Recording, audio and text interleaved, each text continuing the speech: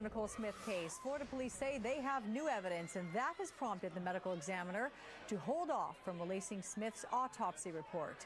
Will this new evidence lead to criminal charges in the case? Let's bring in our legal panel to find out. Jonna Spilbor is a criminal defense attorney, and Paul Callan is a former prosecutor. Thanks for joining us, and thanks for sitting side by side so nicely. We could be duking it out where the two of you to be in court together.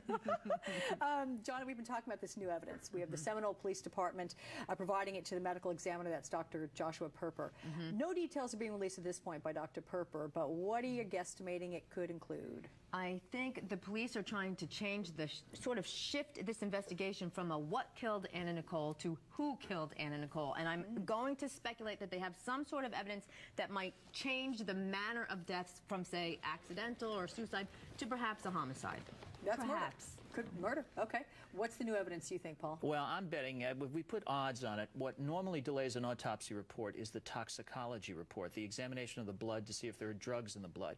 I'm betting here the police have some evidence that some other drug may have come into the picture and she may have ingested either voluntarily or involuntarily, and that's what's delayed the autopsy report. That would be number one on the hit parade as far as I'm concerned, a new dangerous drug that might have killed her. Okay, now, if that's the case, Jonna, because we understand that Joshua Perper, the doctor, the medical examiner, he says he knows already. He knows what it is that killed her.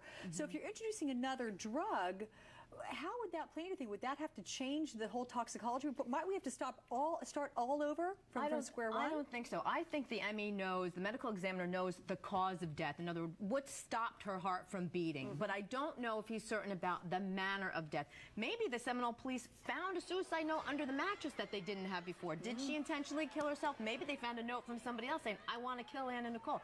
So it doesn't necessarily have to be the toxicology or another drug that they found. It could be some other evidence that they you think found. We're not duking it out, but I got to duke it out. We're duking. All right, go. You know, listen, I mean, here's the deal. Even though he says he knows what killed her, what he may mean by that is he knows she was killed by drugs and by a combination of drugs, but maybe not what combination of drugs. Let's say the Seminole police have found evidence that maybe she ingested a new drug. I think that could be a possible cause here. And, you know, I mean, let's face it, this is all speculation, but that's what usually delays autopsy reports. I mean, the bruising on the exterior of the body is going to be obvious. If it was a knife wound or a gunshot wound, all this, the obvious stuff has been ruled out. So we're talking about a very subtle finding here, and the police have given him some information that will affect the subtle finding. Usually that means drugs. Okay, well, Paul and Jonna, articulate duking we did. That's very good. Thank you very much, Paul Callan, Jonna Spilbor.